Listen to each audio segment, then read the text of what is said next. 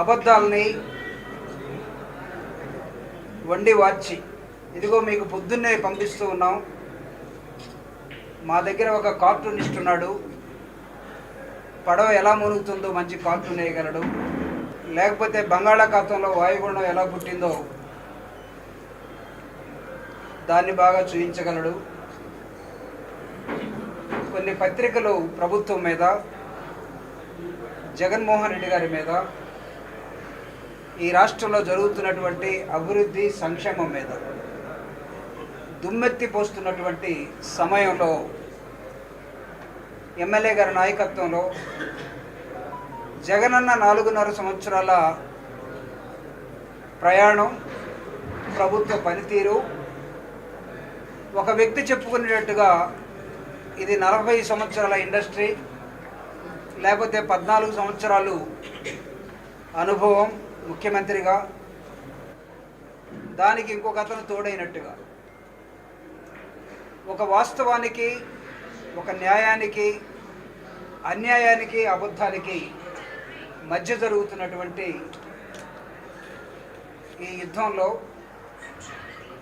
నమ్మలేనటువంటి జీవితంలో ఇతన్ని నమ్మకూడదు అని ముద్రేసుకున్న చంద్రబాబు నాయుడు, ఆయనకు తోడుగా అసలు ఇతనికి నిలకడే లేదు, ఎటు పోతాడో ఎటు వస్తాడో తెలియదని ఇంకొక అతను పవన్ కళ్యాణ్ చెప్పిన మాట, ఇచ్చిన మాట ప్రకారం నిలబడి తన మాటని వాగ్దానంగా భావించినటువంటి ప్రజలకి అది 4.5 సంవత్సరాల ప్రభుత్వమా, మధ్యలో కరోనా మింగేసినటువంటి 2 సంవత్సరాలు పోతే 2.5 సంవత్సరాల ప్రభుత్వమా? దీనిలో ప్రభుత్వం చెప్పినటువంటి అనేకమైన అంశాలు, జగన్మోహన్ రెడ్డి గారి 2 పాదయాత్రలు, ఒకటి ఓదార్పు యాత్ర, రెండవది ప్రజా సంకల్ప యాత్ర, రాష్ట్రం మొత్తం కలిగి తిరిగి ఈ రాష్ట్రంలో ఉన్నటువంటి పేదరికాన్ని, ఈ రాష్ట్రంలో ఉన్నటువంటి ప్రాంతాలని, ఈ రాష్ట్రంలో ఉన్నటువంటి అవిద్యని, ఈ రాష్ట్రంలో ఉన్న కులాలని, ఈ రాష్ట్రంలో ఉన్న మతాలని, పేదరికాన్ని అర్థం చేసుకొని ఒక 4 పేజీల మేనిఫెస్టోని తయారు చేసి, ఆ 4 పేజీల మేనిఫెస్టో 4.5 సంవత్సరాల్లో ఒక 24 పేజీల బుక్లెట్గా, ఎవరి దగ్గరైనా జగనన్న నువ్వే మా నమ్మకం అనే పుస్తకం ఉందా ఇక్కడ? 24 పేజీల ఒక పుస్తకాన్ని తను ఏం చేశాడో ఈ 4.5 సంవత్సరంలో, దీన్ని ప్రజలకు చెప్పండి. ఈ ప్రజలు కూడా ఎవరికి చెప్పాలి, ఎవరితో మాట్లాడుకోవాలి. ఏ ప్రజలైతే లబ్ధిదారులుగా ఉన్నారో, ఏ ప్రజలైతే ఈ సమాజంలో అట్టడుగున ఇంకా అణదొక్కబడి ఉన్నారో వాళ్ళని పైకి తీసుకురావటం కోసం సమాజంలో ఉన్నటువంటి నిచ్చెన మెట్ల కుల వ్యవస్థలో ఈ కుల రక్కసికి తగిలి పాడైపోయినటువంటి చాలామంది, వారితో పాటు అట్టడుగున ఉన్నటువంటి వర్గాల్ని పైకి తీసుకురావటమే కదా ప్రభుత్వం అంటే. ప్రభుత్వం అంటే నా కులమనో, ప్రభుత్వం అంటే నా వర్గమనో, ప్రభుత్వం అంటే నా వ్యాపారమనో, ప్రభుత్వం అంటే వీళ్ళందరూ కూడా నా బినామీలనో భావించే చంద్రబాబు నాయుడు, లేదా గత ప్రభుత్వాలు కాదు. ప్రభుత్వం అంటే ప్రజలకి ప్రభుత్వాన్ని వాడటం. దాదాపు 4 కోట్ల మంది ఈ సమయానికి ఈ రాష్ట్రంలో, ఇదిగో జగనన్న ఇప్పుడే భీమవరంలో మాట్లాడుతూ ఉన్నాడు, బహిరంగ సభలో కొన్ని వేల మంది మధ్య నా ప్రభుత్వం ఈ రాష్ట్రంలో చేసినటువంటి అనేకమైనటువంటి సంక్షేమ అభివృద్ధి కార్యక్రమాలని మీ ముందుకు తీసుకొచ్చే క్రమంలో ఒకవైపు నేను బహిరంగ సభల ద్వారా వస్తున్నాను, రెండో వైపు బస్సు యాత్ర ద్వారా సామాజిక న్యాయ యాత్ర కూడా జరుగుతూ ఉన్నది. దానిలో మాట్లాడే వక్తలు కానీ, దానిలో మాట్లాడే ప్రసంగికులు కానీ, దానిలో మాట్లాడే వైఎస్ఆర్ కాంగ్రెస్ పార్టీ నాయకులు కానీ, వీళ్ళందరూ కూడా సమాజంలో నెగ్లెక్టెడ్ కమ్యూనిటీస్గా ఉండి, ఇదిగో జగనన్న అధికారంలోకి వచ్చిన తర్వాత నాయకత్వ లక్షణాలని పుణుకుపుచ్చుకొని ప్రభుత్వం ఇచ్చినటువంటి అనేకమైన అంశాలని ప్రజలకు చెప్పే క్రమంలో ఈ రోజు వరకు నాకున్న లెక్కల ప్రకారం దాదాపు 2,40,000 కోట్ల రూపాయలని ఈ ప్రభుత్వం ఈ రాష్ట్రంలో లబ్ధిదారులకి బ్యాంకుల ద్వారా మధ్య వ్యక్తులు లేకుండా చంద్రబాబు నాయుడు గారు లాగా ఆ జన్మభూమి కమిటీలో లేకపోతే పార్టీ కార్యకర్త చెప్తేనే ఇచ్చే సిస్టమ్ కాకుండా కార్యకర్తకు తెలియకుండా, నాయకుడికి తెలియకుండా, ఎమ్మెల్యేకి తెలియకుండా, మంత్రికి తెలియకుండా, ఎంపీకి తెలియకుండా నిజమైన లబ్ధిదారుడిని ఎంపిక చేసి ప్రభుత్వమే ఆ లబ్ధిదారుడికి అనేకమైన అంశాల్లో అండగా నిలబడేటువంటి అంశం కనపడుతూ ఉంది. దీన్ని ఈ అబద్ధాల కోరు వాళ్ళు, ఈ నిలకడలేనటువంటి మనుషులు ఏమంటున్నారంటే జగన్ ఈ సమాజాన్ని దోచి పేదలకు పెడతా ఉన్నాడు, దీనిలో అభివృద్ధి కనపడటం లేదు, పేదలందరూ కూడా ఏమవుతారో తెలియదు, కాబట్టి ఈ దోపిడీని ఆపాలంటున్నారు దోపిడీదారులు. ఈ దోపిడీ వ్యవస్థని జగన్మోహన్ రెడ్డి గారి భాషలో చెప్పాలంటే సంపన్న వర్గాలు ఒకవైపు, పేదలు ఒకవైపు, లబ్ధిదారులు ఒకవైపు, బడా పెట్టుబడిదారులు ఒకవైపు, ఉన్నతమైన వర్గాలకే కొమ్ము కాసే రాజకీయ పార్టీ ఒకవైపు, పేద వర్గాల్ని హక్కును చేర్చుకునే ప్రభుత్వాన్ని పేదలకు పెంచే ప్రభుత్వం ఒకవైపు, చిన్న వయసులో మాట మీద నిలబడే వ్యక్తి ఒకవైపు, ముసలివాడైనా చనిపోవడానికి సిద్ధంగా ఉన్న వయసులో నిత్యం అబద్ధాలు చెప్పే ఒక వ్యక్తి ఒకవైపు, సినిమాల్లో నటించలేక పాత్రలు తగ్గుతున్న నేపథ్యంలో వాళ్ళ అన్నతోటి 15 సంవత్సరాల క్రితం ప్రారంభించిన ఏం పట్టది ప్రజారాజ్యం, దానిలో యువరాజ్యానికి ఈయన యువరాజు, దాన్ని వదిలేశాడు. అది ఎటుపోయిందో తెలియదు, వాళ్ళన్నీ ఎటుపోయాడో తెలియదు. ఈరోజు జగన్మోహన్ రెడ్డి గారిని ఛాలెంజ్ చేయడం కోసం 2019లో చంద్రబాబు నాయుడుతో విడిపోయి, 2014లో చంద్రబాబు నాయుడుతో కలిసి, 2024లో మళ్ళా అదే చంద్రబాబు నాయుడు అదే పవన్ కళ్యాణ్ కలిసి జగన్మోహన్ రెడ్డి గారిని ఓడించడమే ప్రధానమైనటువంటి లక్ష్యం. నేను అడుగుతున్నా, మీరు గెలవగలరా? ఇదిగో ఇక్కడ ఉన్నటువంటి ఎమ్మెల్యేని, ఈ ఎమ్మెల్యే గారు చేసినటువంటి అభివృద్ధి కార్యక్రమాల్ని దాదాపు 800 కోట్ల రూపాయలతోటి దాన్ని వేసినటువంటి రోడ్స్ కానీ, దాన్ని వేసినటువంటి గ్రామాల్లో, పల్లెల్లో, లేకపోతే బస్తీల్లో వేసినటువంటి చిన్న చిన్న సిమెంట్ రోడ్లు కానీ, ఈ డెవలప్మెంట్ తోటి మీరు ఎప్పుడైనా డెవలప్మెంట్ చేశారా? మీ 40 సంవత్సరాలు కానీ, లేకపోతే అధికారానికి అర్హులు చూస్తున్నటువంటి పవన్ కళ్యాణ్ గారు కానీ ఏ రోజైనా సరే జగన్మోహన్ రెడ్డి గారు వర్క్ తోటి పోటీ పడ్డారని నేను అడుగుతా ఉన్నా. జగన్మోహన్ రెడ్డి గారు నాడు నేడు తీసుకొచ్చాడు, జగన్మోహన్ రెడ్డి గారు అమ్మఒడి తీసుకొచ్చాడు, జగన్మోహన్ రెడ్డి గారు చేయూత తీసుకొచ్చాడు. ఈ విధంగా చూస్తే అనేకమైన అంశాల్ని లబ్ధిదారులను ఎక్కడి నుంచో తీసుకొచ్చి ప్రభుత్వం మీదని చెప్తున్న నేపథ్యంలో కనీసం ఒక్కటన్నా మీకు జగన్మోహన్ రెడ్డి చేసిన మంచి పని కనపడటం లేదా? ఏ విధంగా మీరు భావిస్తారు జగన్మోహన్ రెడ్డి గారు రాష్ట్రాన్ని దోచుకుపోయాడని, లేకపోతే అప్పుల్లోకి నెట్టాడని, శ్రీలంకలాగా చేసేటట? నేను అడుగుతూ ఉన్నా, చంద్రబాబు నాయుడు నువ్వు పరిపాలించిన కాలంలో ఈ రాష్ట్రం అప్పుల్లో లేదా? పవన్ కళ్యాణ్ మీ అన్న పొత్తు పెట్టుకున్నారు రాజ్య పార్టీతోటి, మీ అన్న పరిపాలించినప్పుడు అప్పుల్లో లేదా? ఈ దేశంలో అప్పు ఉన్నది. 142 కోట్ల ప్రజలున్న ఈ దేశంలో 152 లక్షల కోట్ల అప్పు ఉన్నదని కేంద్ర ప్రభుత్వం చెప్తూ ఉన్నది. మోడీ ప్రకటించాడు, నిర్మలా సీతారామన్ ప్రకటించారు. ఈ రాష్ట్రానికి అప్పు ఉన్నది. అప్పు ఇవ్వటానికే రిజర్వ్ బ్యాంక్ ఉంది, కేంద్ర ప్రభుత్వం అప్పుల్లో పడితే ఇవ్వటానికే ప్రపంచ బ్యాంక్ ఉంది. ఈ 2 బ్యాంకుల్ని ఎందుకు మనం స్థాపించుకున్నామో ఒకసారి అర్థం చేసుకోకండి. అప్పులు లేకుండా నడపడానికి ఇదేం మీ పాల ఫ్యాక్టరీ కాదు.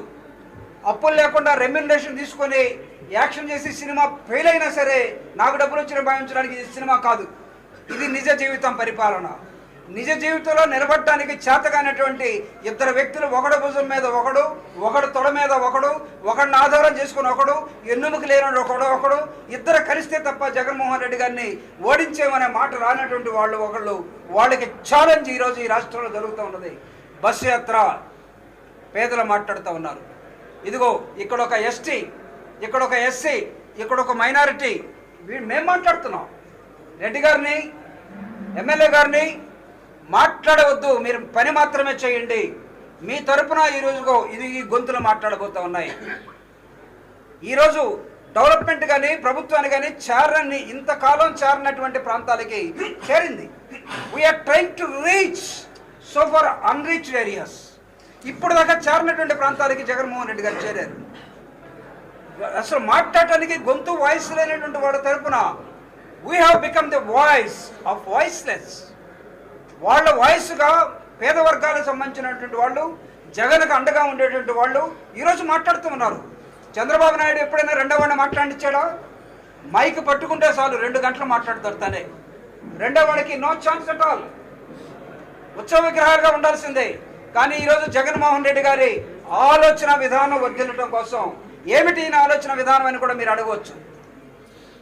ఆయనకున్నటువంటి ఒక ప్రత్యేకమైన ఆలోచన విధానం ఈ రాష్ట్రం పట్ల, ఈ రాష్ట్రంలో ఉన్నటువంటి దుఃఖం పోవాలి, ఈ రాష్ట్రంలో ఉన్నటువంటి ఆకలి పోవాలి, ఈ రాష్ట్రంలో ఉన్నటువంటి అంతరాలు పోవాలి, ఈ రాష్ట్రం డాక్టర్ బాబాసాహెబ్ అంబేద్కర్ ఆశించినట్టుగా కళ్ళగన్నట్టుగా కులరహితంగా లేకపోతే ఉన్నవాడు లేనివాడు దీన్ని బ్రిడ్జ్ చేసుకునే క్రమంలో పరిపాలన ఉండాలని చెప్పి చేస్తున్నటువంటి జగనన్న ఆలోచన విధానాన్ని ఈరోజు ప్రజలందరికీ చెప్పడం కోసం ఇదిగో వెంకటరామరెడ్డి గారు చేస్తున్నటువంటి అంకితమైనటువంటి రాజకీయాలు పేదరిక నిర్మూలన కోసం జగనన్న ఆలోచనని ఏ విధంగా ముందుకు తీసుకెళ్తున్నాడో రాష్ట్రం అంతా తిరిగి జగనన్న ఆలోచన విధానం వర్ధిల్లాలని చెప్పే క్రమంలో డాక్టర్ బాబాసాహెబ్ అంబేద్కర్ ఏం ఆశించాడో 76 సంవత్సరాల తర్వాత ఈ రాష్ట్రం 76 సంవత్సరాల తర్వాత ఈ దేశం అభివృద్ధి చెందిన దేశాల సరసన ఎందుకు లేకుండా పోయింది?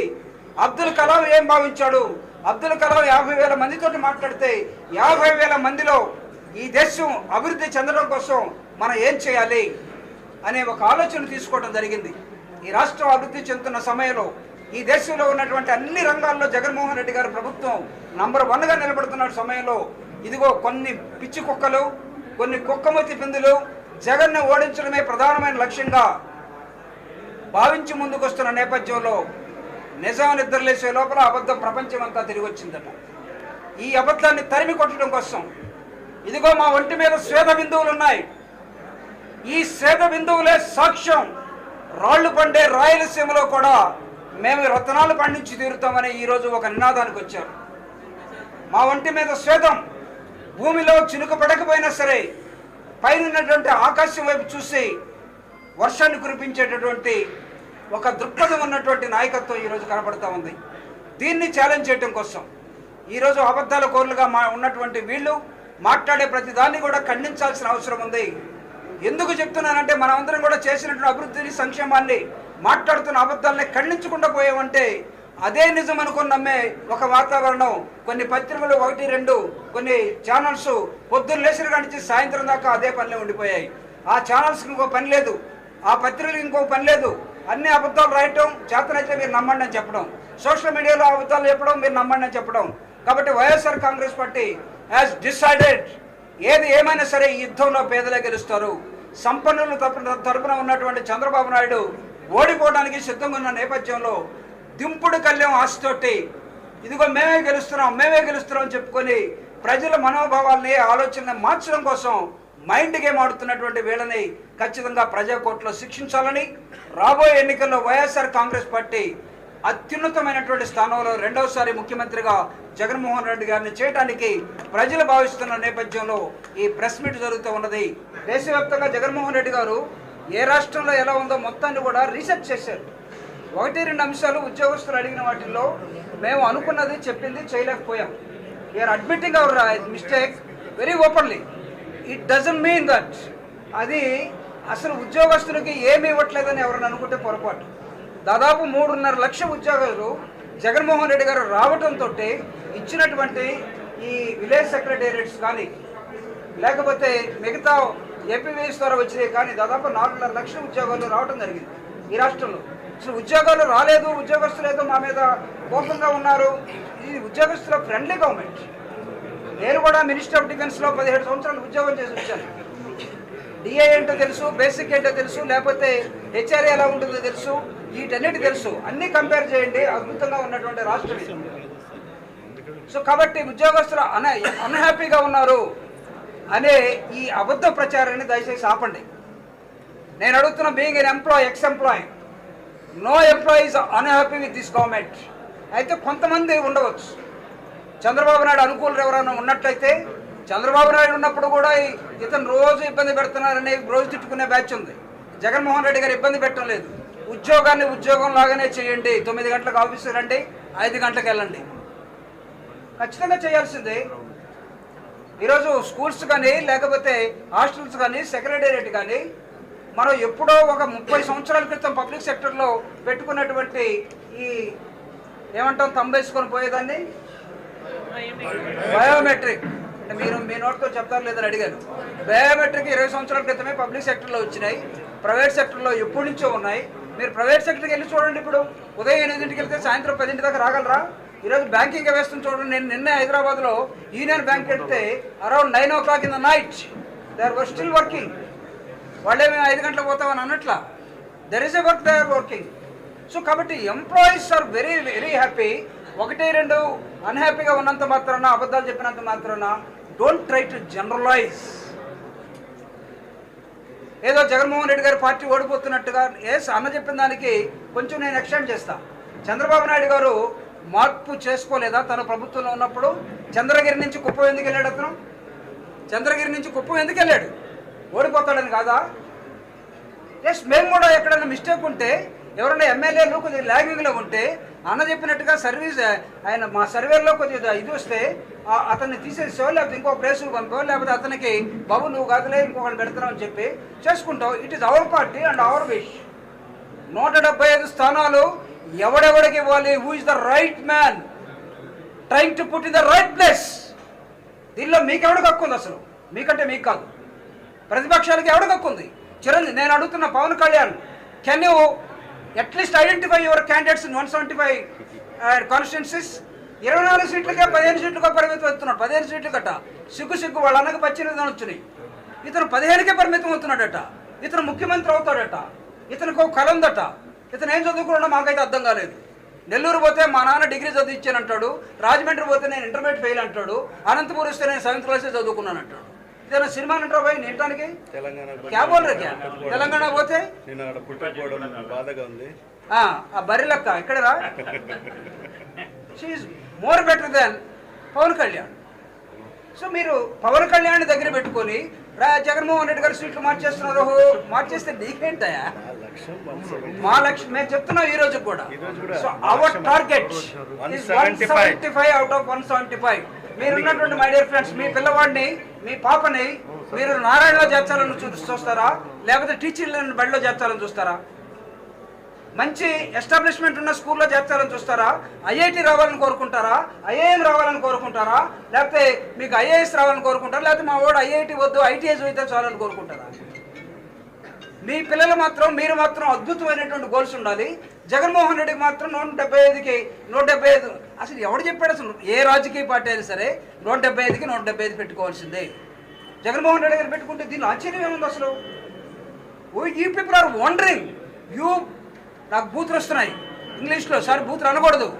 మీకు లక్ష్యం వైపు దృష్టి లేక మీరు అప్పుడప్పుడు వచ్చిపోయే ఉడతలాగా మమ్మల్ని క్వశ్చన్ చేసే క్రమంలో ప్రజల్ని నమ్మించడం కోసం జగన్మోహన్ రెడ్డి దగ్గర నుంచి కొంతమంది బయటకు వస్తారట. ఒకడు వల పట్టుకున్నాడు, ఇంకోడు ఏం పట్టుకున్నాడు? అదేదో ఒక స్టోరీ ఒకటి ఉంది. వల పట్టుకుంటే ఏమైనాయి? పైకి ఎత్తుకుపోయింది. ఏంటి? కొంగలు. ఏముండవు. మారటం అంటారా? ఒకరిద్దరు మారితే ఇది quite natural in politics, quite natural. ఒక్కోసారి కూర బాగా వండలేదని భర్త భార్య మీద కోపడ్డాడు అనుకో, ఆవేమనుకుంటుంది, ఒక ఫోటో సర్దుకోబ్బా, ఒకటి నువ్వు మార్చాలనుకున్నావు, నువ్వేడో మాట్లాడటానికి? మేం కదా బాధపడాల్సింది. ఇది మా ఇల్లు కదా. Who are you to enter in to my house? What authority you people having? You don't have any right to talk bad thing, to talk nonsense, rubbish always. మీ చేతనైతే మీరు మీ దగ్గర నుంచి ఓడి పోకుండా చూసుకోండి, మీ దగ్గర నుంచి మా దగ్గర రాకుండా చూసుకోండి. మా 175 ఎలా చేయాలో మాకు